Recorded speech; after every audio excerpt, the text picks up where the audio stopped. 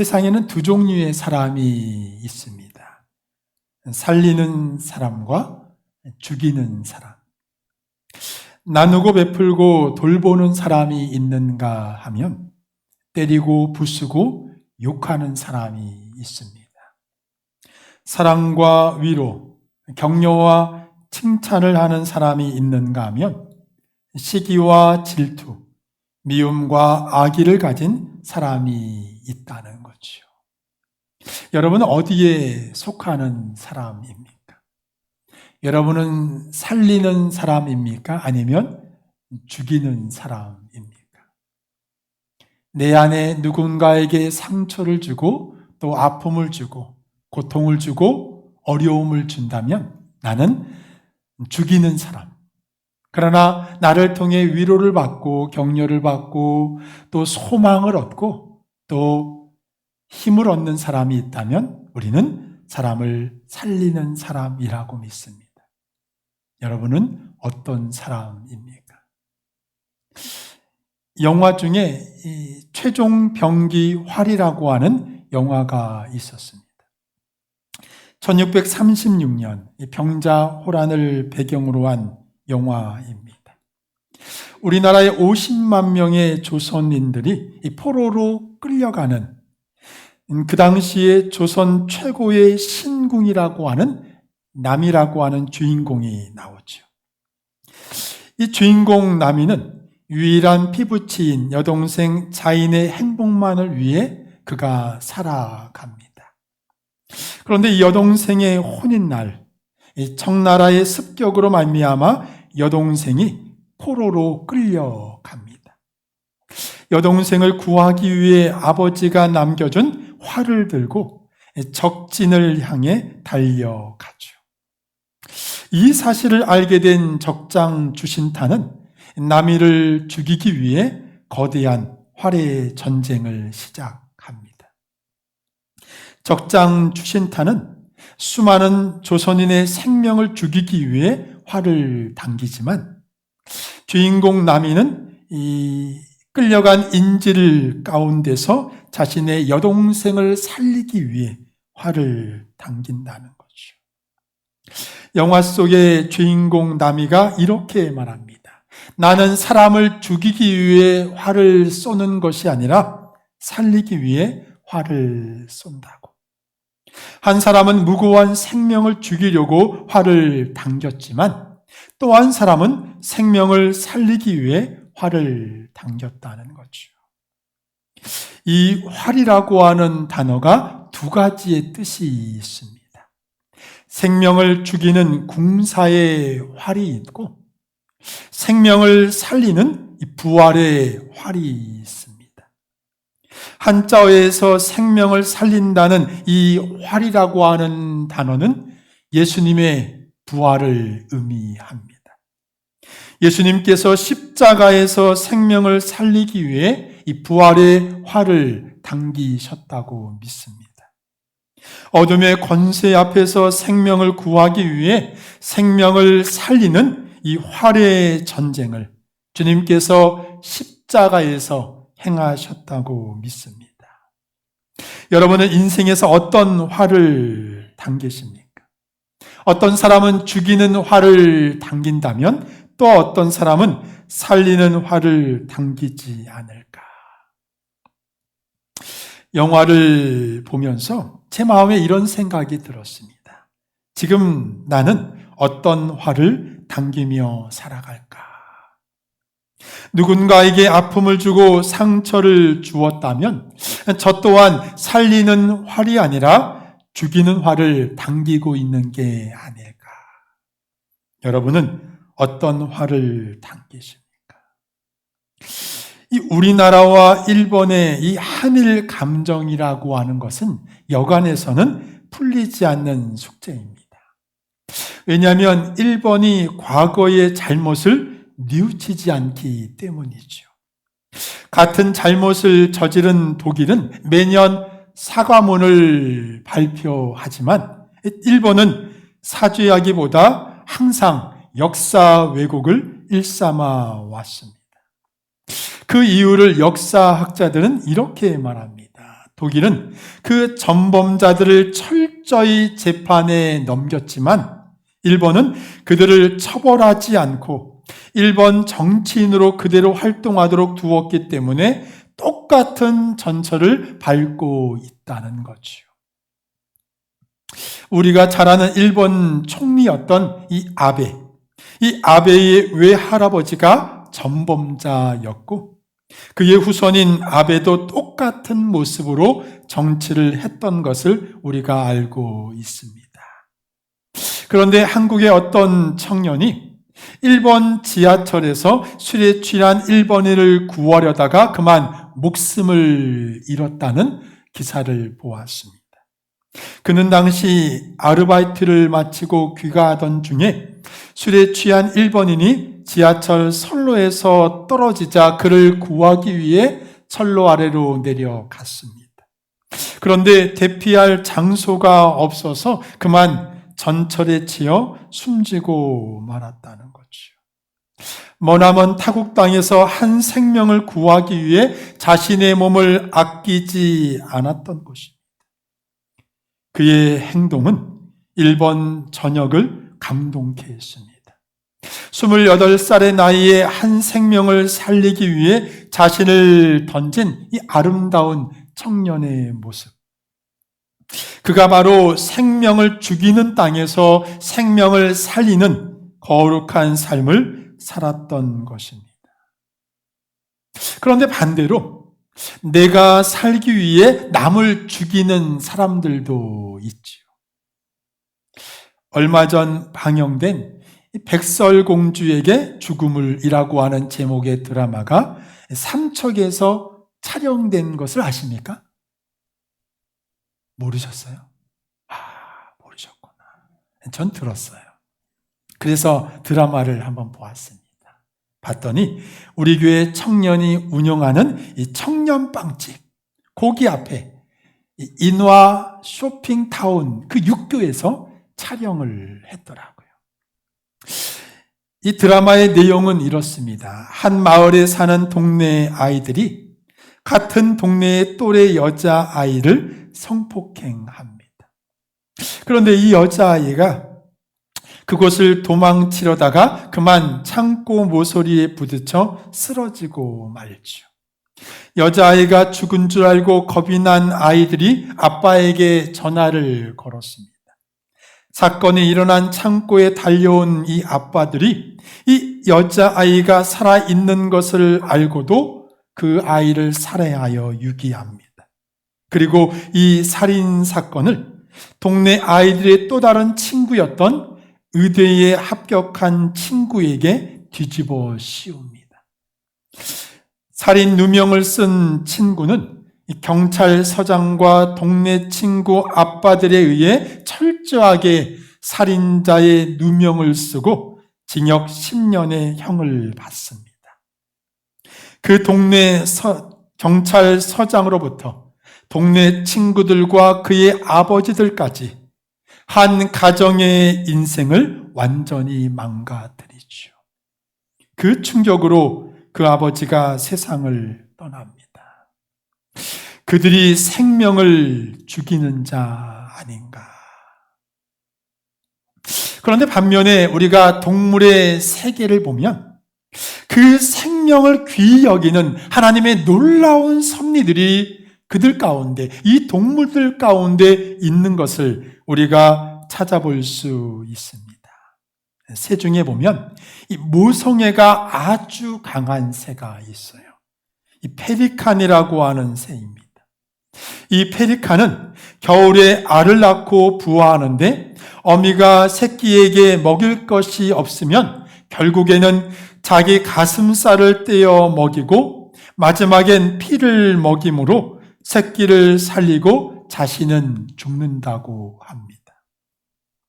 그리고 물고기 중에는 이 부성애가 강한 물고기가 있습니다. 이 가시고기라고 하는 물고기입니다.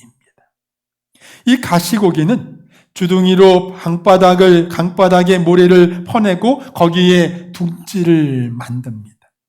완벽한 산란의 보금자리를 꾸미고 거기에 알을 보호하며 필사의 노력을 다하죠.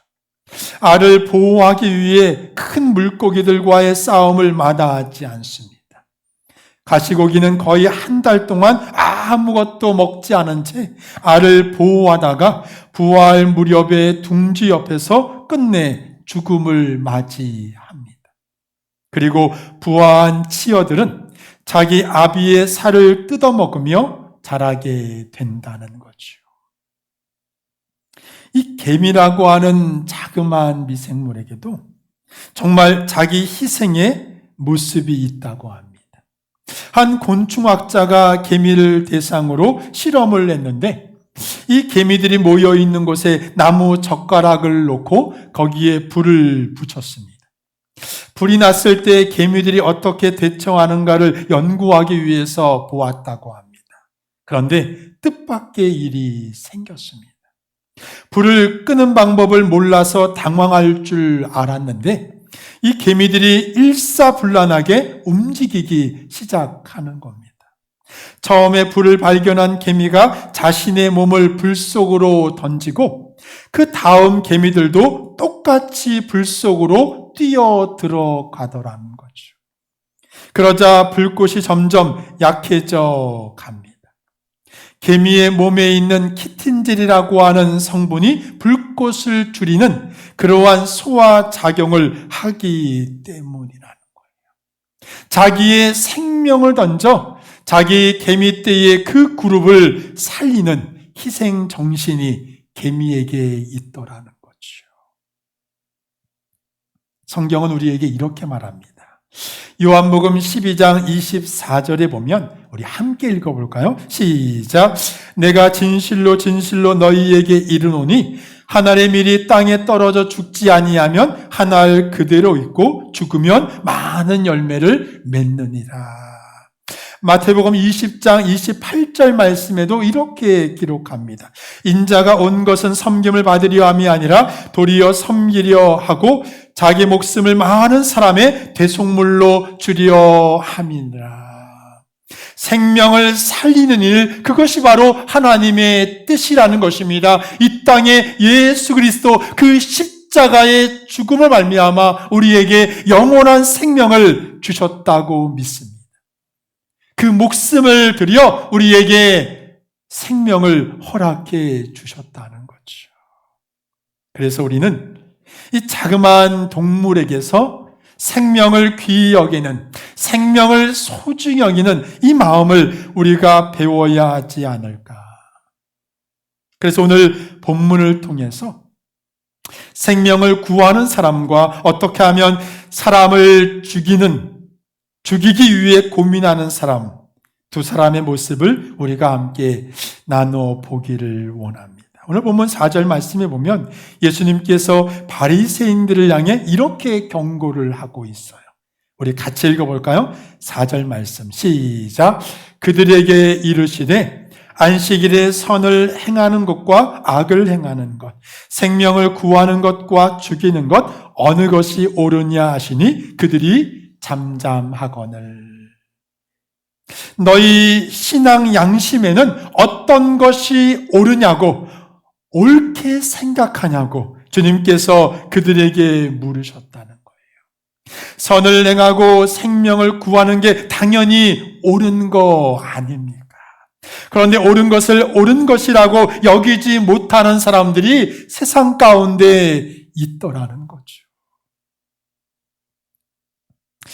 피플 인사이드라고 하는 프로에서 시골 의사 박경철 씨와 대담하는 모습을 본 적이 있습니다. 진행자가 이런 질문을 던졌습니다. 살면서 후회한 적이 없냐고. 살면서 후회한 적이 없습니까? 물었더니 본인이 의사 자격을 부여받고 처음 응급 환자를 만날 때 이 응급 환자가 호흡곤란으로 숨을 쉬지 못하는 환자가 들어왔다고 합니다. 자신이 배운 바에 의하면 이 기흉 환자 같은데 폐에 구멍만 내주면 살 것 같은데 어떻게 해야 할지 망설이고 있었다고 합니다. 잘못했다가는 의료 사고가 나면 어떻게 하나 그렇게 고민을 하고 있는 사이에 그만 숨을 거두고 말았어요. 나중에 보니까 진짜 기흉 환자가 맞았습니다. 그때 그 마음 가운데 가장 큰 후회의 마음이 내가 배운 대로 하지 못한 것에 대한, 내가 알고 있는 것을 그대로 하지 못한 것에 대한 자책으로 너무나도 힘든 그런 시간을 보냈다고 이야기를 합니다. 우리도 그렇지 않습니까? 우리가 주의 말씀을 들은 대로, 우리가 말씀을 배운 대로 우리가 행하면 되는데 우리가 그렇지 못할 때가 너무 많다는 거지요. 주님께서 우리에게 주의 말씀을 듣고 우리가 생명을 살리고 생명을 구하고 우리가 남을 향하여 베풀고 나누고 우리가 섬기는 거룩한 삶을 우리에게 말씀하고 있는데 우리가 그렇게 살지 못할 때가 얼마나 많습니까? 남을 향하여 우리가 시기와 질투와 미움과 악함을 통하여 그들을 향하여 우리가 그들을 힘들게 하고 어렵게 하고 있다면 우리 또한 그들을 향하여 죽이는 자가 아닌가. 성경은 이렇게 말합니다. 행함이 없는 믿음은 죽은 믿음이라고.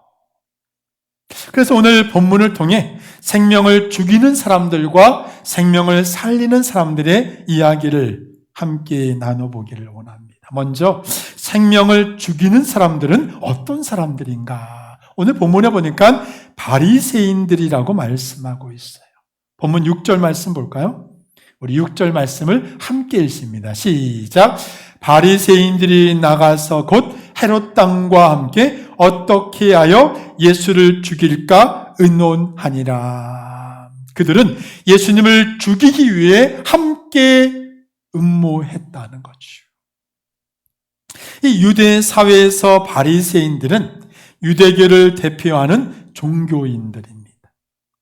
원래 이 유대교의 바리새인들은 정말 좋은 사람들이었어요. 존경받는 사람들이었습니다. 왜냐하면 이스라엘이 멸망하여 나라를 잃고 슬픔 가운데 있을 때 민족을 보호하고 율법을 지키기 위해 목숨을 걸고 싸웠던 사람들, 그들이 바로 바리새인들입니다. 그런데 이 좋은 사람들이 언제부턴가 사람들을 정죄하고 핍박하고 또 불의를 행하기 시작했습니다. 이웃을 살리는 사람이 아니라 죽이는 사람들로 변했어요. 천국으로 인도하는 사람들이 아니라 지옥으로 끌고 가는 사람들이 되었다는 거죠.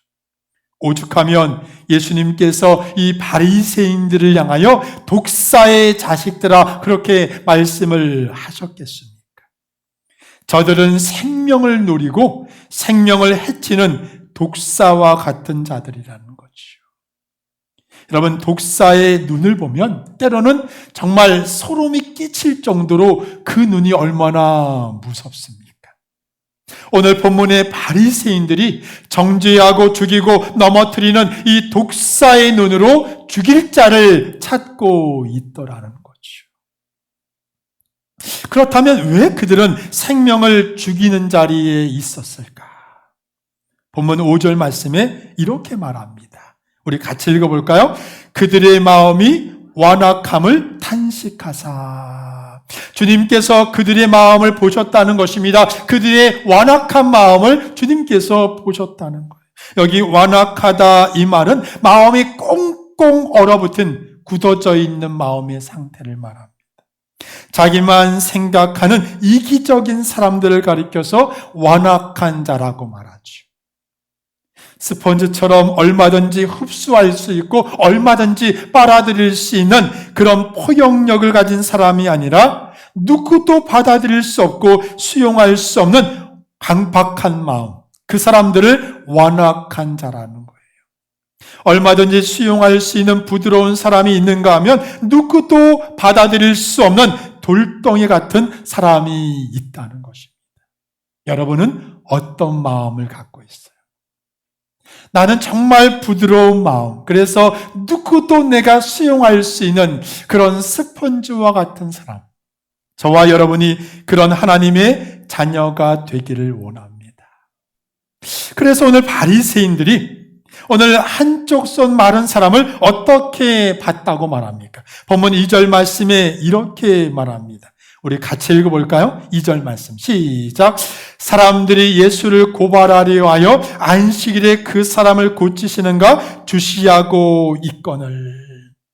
장애를 안고 있는 그 사람이 낫기를 바라고, 그 사람이 잘 되기를 바라고, 그 사람이 치유되기를 원하여서 기도하는 것이 아니라 거기에는 아무런 관심이 없고 오로지 예수를 송사하여 어떻게 하면 저를 죽일 수 있을까, 그것을 엿보고 있더라는 거죠.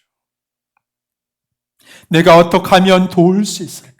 내가 어떻게 하면 전도할 수 있을까? 내가 어떻게 하면 죽어가는 생명을 구할 수 있을까? 거기에 관심을 갖는 것이 아니라 오로지 죽이기 위해 생각을 하고 있더라는 것입니다.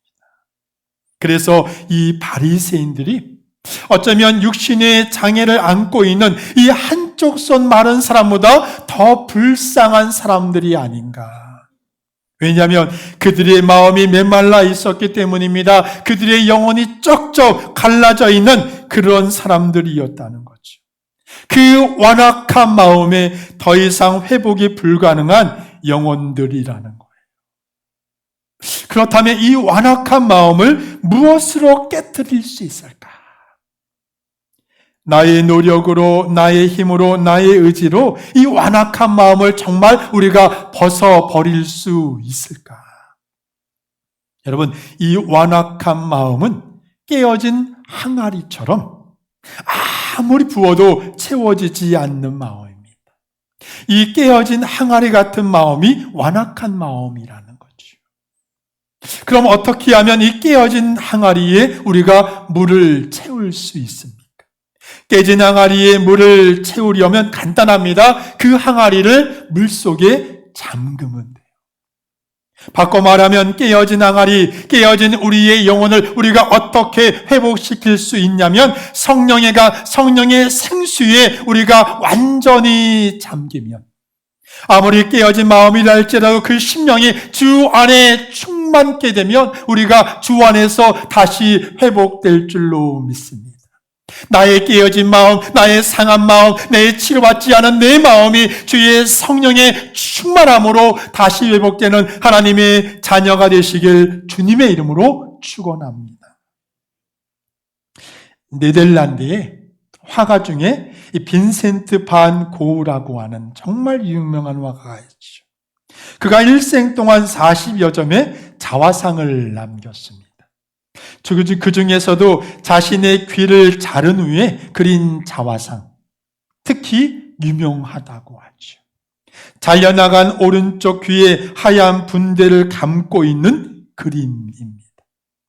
그림 속의 고흐는 얼핏 보면 평온한 듯 보이지만 자세히 보면 정말 고독이 찌들어 있는 그러한 사람입니다. 그가 과거로서 뛰어난 재능을 가지고 있었지만 그의 영혼은 온통 이그러져 살았습니다. 평생 동안 환청과 신경쇠약, 불안과 피해 망상을 안고 살았다고 합니다. 그리고 끝내는 37의 나이에 권총으로 스스로 목숨을 끊습니다. 그런데 반대로 같은 나라의 화가였던 렘브란트도 정말 많은 자화상을 남긴 화가로 유명합니다. 그도 자신의 작품 속에 자신의 얼굴을 그려 넣었어요. 순교자 스데반에서는 스데반을 향해 돌을 던지는 성난 군중으로, 빌라도의 법정에서는 예수를 십자가에 못 박으라고 고함치는 유대인으로, 그리고 오늘 화면에 보이는 사진에서는, 그림에서는 돌아온 탕자에서 자신의 얼굴을 탕자의 모습으로 그려 넣었습니다. 그리고 이 렘브란트는 그림 속에서 이렇게 외쳤다고 합니다. 주님, 나도 거기에 있었습니다. 스데반을 향해 돌을 던지는 자리에, 십자가에 못 박으라고 외치는 자리에, 아버지를 떠난 아들의 자리에 나도 있었습니다. 완악한 마음으로 생명을 죽이는 자리에 나도 있었습니다. 바라기는 오늘 우리의 완악한 마음이 성령의 충만함으로 우리가 생명을 죽이는 자리에서 생명을 살리는 자리로 주 안에서 삶의 풍성함을 얻는 하나님의 자녀가 되시길 주님의 이름으로 축원합니다. 이제는 우리가 생명을 살리는 사람의 이야기를 함께 나눠보려고 합니다. 생명을 살리는 사람 누구입니까? 오늘 본문에 보니까 우리의 주인공 바로 예수님이십니다. 본문 1절 말씀에 이렇게 말합니다. 예수께서 다시 회당에 들어가시니, 이날이 안식일이었는데 안식일에 회당에 가셨습니다. 그런데 오늘 본문에 보니까 회당에 다시 오셨다는 거예요. 다시 말해서 이전에 왔다가 다시 오셨다는 겁니다. 왜 다시 오셨을까? 분명히 다시 오신 이유가 있지 않겠습니까? 회당에 왔다가 지갑을 놓고 갔다든지 아니면 누구를 만나야 되는데 만나지 않고 갔다든지 분명한 이유가 있기 때문에 그곳에 다시 오셨다는 거죠. 그런데 그 이유가 뭔지 아십니까? 오늘 본문에 보니까 한 생명을 살리기 위해 그가 다시 오셨다는 거예요. 성경은 이렇게 말합니다. 본문 1절 말씀에 한쪽 손 마른 사람이 거기 있는지라. 손 마른 사람 때문에 거기를 찾아오셨습니다. 그를 만나기 위해 주님께서 그곳에 다시 오셨다고 믿습니다. 유대 전설에 의하면 이 사람은 석수장이었다고 합니다. 손으로 돌을 깎는 직업을 가진 사람이었습니다. 그런데 그 손이 말라버렸어요. 이제는 그 손으로 아무것도 할 수 없는 생계의 치명적인 장애를 갖게 되었다는 거죠. 더 이상 일을 할 수 없는 무능의 사람, 더 이상 아무것도 할 수 없는 생명을 잃은 것과 같은 그러한 삶을 살아가고 있었다는 거죠. 그런데 주님께서 그 생명을 살려주셨습니다. 본문 5절 말씀에 이렇게 말합니다. 우리 같이 읽어볼까요? 5절 말씀 시작. 이르시되 내 손을 내밀라 하시니 그가 내밀매 그 손이 회복되었더라.